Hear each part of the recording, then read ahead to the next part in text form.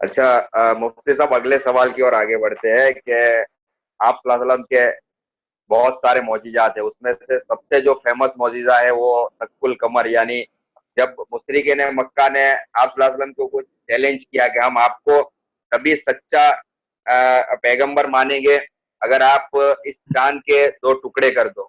तो बताया जाता है, हदीसों की किताबों में आता है और हम सुनते रहते हैं कि रसूलुल्लाह सल्लल्लाहु अलैहि वसल्लम ने अल्लाह ताला के हुक्म से उंगली का इशारा किया और चांद बाकायदा दो टुकड़ों में तकसीम हो गया। फिर आपने मिलाने का इशारा किया, मिल गया। अब इसी मौजिजे को कुछ हमारे नॉन मुस्लिम भाई और कुछ बुद्धिजीवी, इंटेलेक्चुअल, नॉन साइंटिफिक, इलॉजिकल और मैथोलॉजी कहते हैं। तो ये शक्कुल कमर के ऊपर मतलब आप उसको कैसे जस्टिफाई करो? भाई, शक्कुल कमर या स्प्लिट ऑफ मून तो एक छोटी चीज है, ठीक है। अच्छा। हम तो मून के मुकम्मल तबाह होने के कायल है।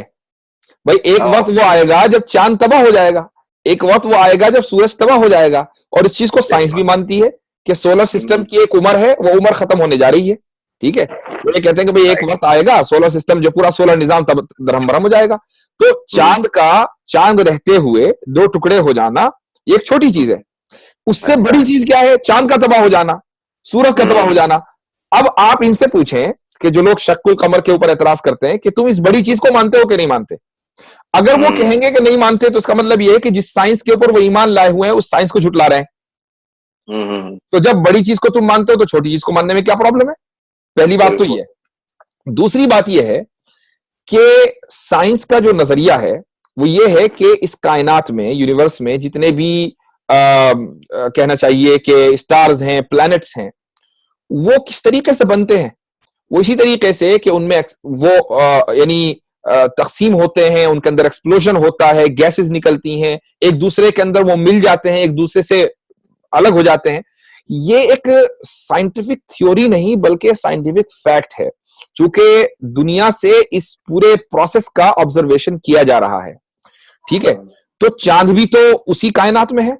तो अगर कोई बिल्कुल। दूसरा सितारा जो दूसरी किसी मिल्की वे के दूसरे कोने में है या कायनात दूसरी किसी गैलेक्सी में है, अगर वो टूट सकता है, मिल सकता है, जुड़ सकता है, तो भाई हमारे सोलर सिस्टम के अंदर जो प्लैनेट्स हैं उनके साथ ये काम क्यों नहीं हो सकता?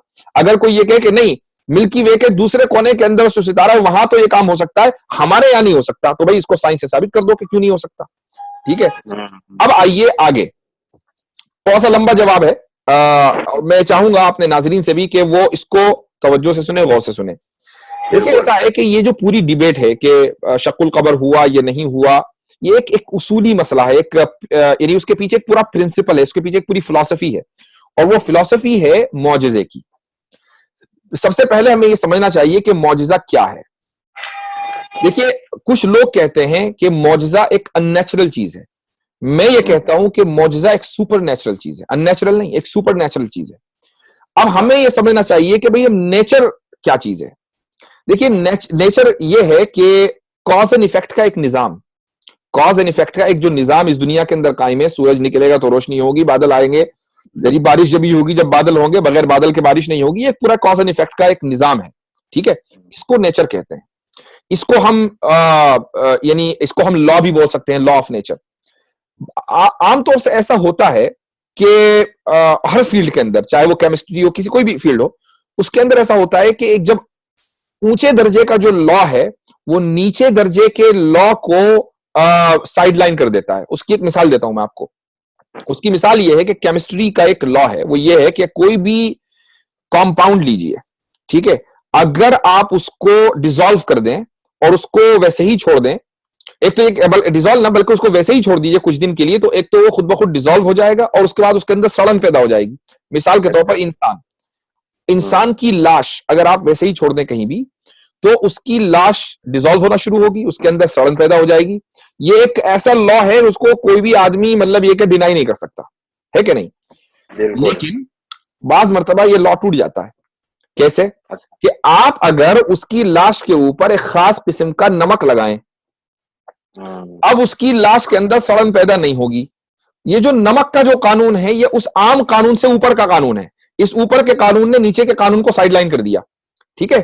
एक दूसरी मिसाल देता हूं आपको, law of gravity. Law of gravity क्या है कि भाई आप जब फिजा में होंगे तो नीचे की तरफ गिरेंगे, क्योंकि जो ग्रेविटेशनल फोर्सेस हैं वो आपको नीचे पुल कर रही हैं, है ना। बिल्कुल। लेकिन इंसान ने इस लॉ ऑफ ग्रेविटी को साइड लाइन कर दिया जहाज बनाकर। जहाज में क्या है कि फ्यूल डालता है और लॉ ऑफ ग्रेविटी के अगेंस्ट जो है वो ऊपर जाता है और घंटों वहां पर आसमान में यानी फिजा के अंदर जो है वो सफर करता है। ये क्या है, एक बड़े कानून ने एक छोटे कानून को साइड लाइन कर दिया। बिल्कुल इसी तरीके से जो मौजज़ा होता है वो दरअसल एक बड़ा कानून है, और जो हम कॉज एंड इफेक्ट का जो सिस्टम देख रहे हैं वो एक छोटा कानून है। बाज मर्तबा बड़ा कानून छोटे कानून को साइडलाइन कर देता है, लेकिन उससे छोटा कानून बदलता नहीं है। ये नहीं कहा जाएगा कि भाई आज से, चूंकि अब हमने नमक जो है लाश के ऊपर लगा दिया, आज से कोई भी लाश नहीं सड़ेगी। या ये नहीं कहा जाएगा कि चूंकि कुछ इंसान जहाज में सफर करके ऊपर बादलों में और फिजा में चले जाते हैं, लिहाजा आज से लॉ ऑफ ग्रेविटी खत्म हो गया।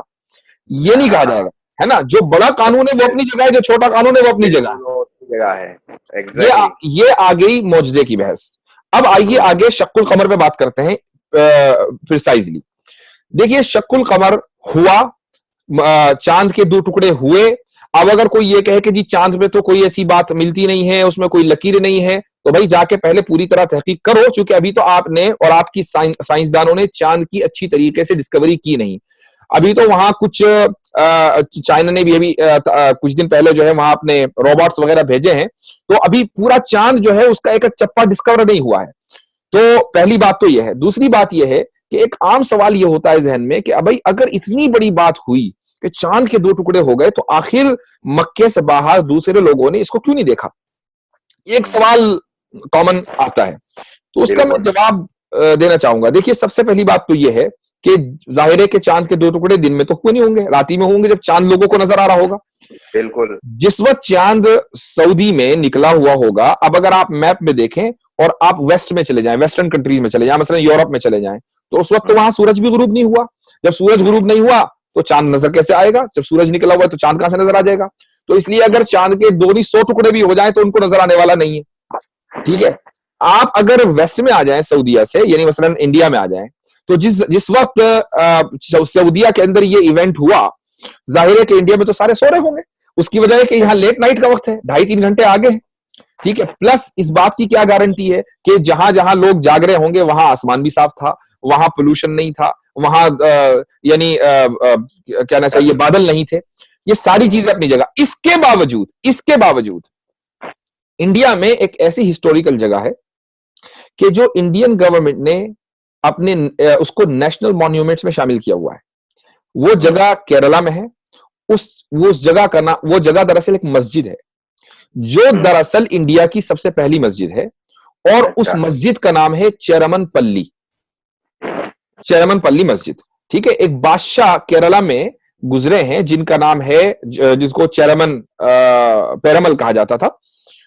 उन्होंने उनके बारे में ये बात आती है, और ये बात कोई उड़ी भी नहीं है, बल्कि ब्रिटिश इंडिया आर्काइव में बाकायदा एक मैन्यूस्क्रिप्ट है, और उस मैन्यूस्क्रिप्ट का नंबर भी हमारे पास है। कोई भी अगर जाना चाहे वहां पर तो उस नंबर से वो मैन्यूस्क्रिप्ट निकालकर पढ़ सकता है।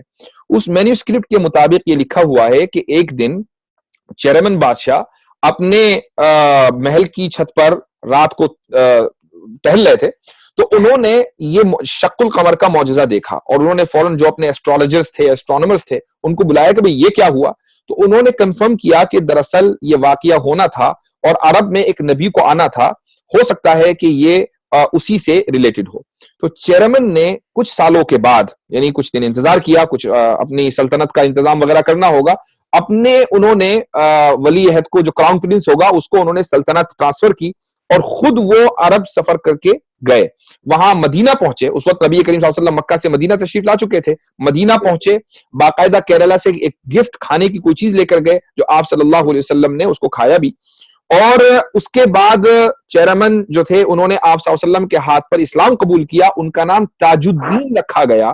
वहां से वापस उन्होंने इंडिया का सफर किया, और यमन के रास्ते से, और ये जो आज जिस कंट्री को हम सल्तनत ओमान कहते हैं, उस जमाने में वो यमन का हिस्सा था, वहां पर उनका इंतकाल हो गया।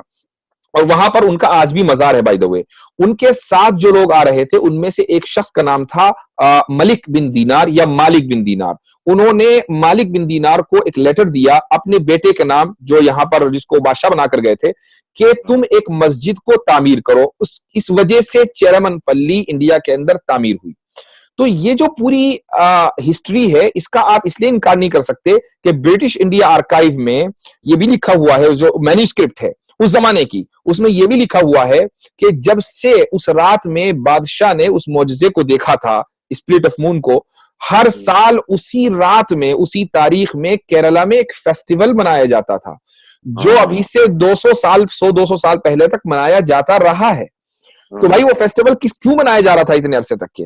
अब आप ये कह के चलो भाई ठीक है, इंडिया में एक बादशाह ने देख लिया था, अब सारी दुनिया में क्या अकेले एक आदमी रह गया था जिसने वो देखा? तो मैं आपको बताता हूं कि उस जमाने में हिस्ट्री डॉक्यूमेंट नहीं हुआ करती थी, ना तो अरब में कोई हिस्ट्री डॉक्यूमेंट करता था, कोई तारीख बैठ के लिखता नहीं था, बल्कि हिस्ट्री जो है वो याद की जाती थी। और हमारे यहाँ जो हिस्ट्री है वो याद की गई है। भाई हमारे यहाँ जो हदीस है वो क्या है? वो आप सल्लल्लाहु अलैहि वसल्लम का जो उस जमाने में जो काम हुए हैं, जो बातें हुई हैं, उसी को रिकॉर्ड किया गया है। लोगों ने उस हिस्ट्री को रिकॉर्ड किया, प्रिजर्व किया, आगे बढ़ा दिया। तो अब आप ये सवाल करें कि भाई हिस्ट्री में क्यों नहीं है? हिस्ट्री में तो है, और कहाँ है? बिल्कुल, बहुत ही जबरदस्त। उम्मीद करता हूं कि काफी लोगों को इससे नॉलेज मिला होगा और मतलब जो ऐतराज कर रहे हैं उनको भी जवाब मिल गया होगा। दूसरी लास्ट पॉइंट एक चीज मैं ये कह दूं कि जो लोग मौजज़ों के ऊपर शक करते हैं, मैं उनसे ये पूछना चाहूंगा कि भाई ये जो लॉ ऑफ नेचर है, कॉज एंड इफेक्ट का जो सिस्टम है, वो किसने बनाया है? अगर आप ये कहें कि नहीं जी वो हमने बनाया है, तो ठीक है, आप इसके अंदर तब्दीली करके दिखा दो जरा किसी दिन। आप उसके अंदर सुबह कयामत तक तब्दीली नहीं कर सकते, आप किसी दिन सूरज को निकलने से रोककर दिखा दो, ठीक है। जब कॉज एंड इफेक्ट का जो सिस्टम है वो आपने नहीं बनाया, वो आपके कंट्रोल में नहीं है, बल्कि वो उसके कंट्रोल में है कि जिसने उस सिस्टम को डिजाइन किया है। तो भाई उस सिस्टम के अंदर तब्दीली करना भी तो उसी के कंट्रोल में है ना। बेशक। तो ये जो मौजज़ा है, दरअसल ये उस कॉज एंड इफेक्ट के सिस्टम में एक अमेंडमेंट है, एक टेम्परेरी अमेंडमेंट है। तो जिसने ये कॉज एंड इफेक्ट का सिस्टम डिजाइन किया है, वो अमेंडमेंट करने का भी हक उसी का है।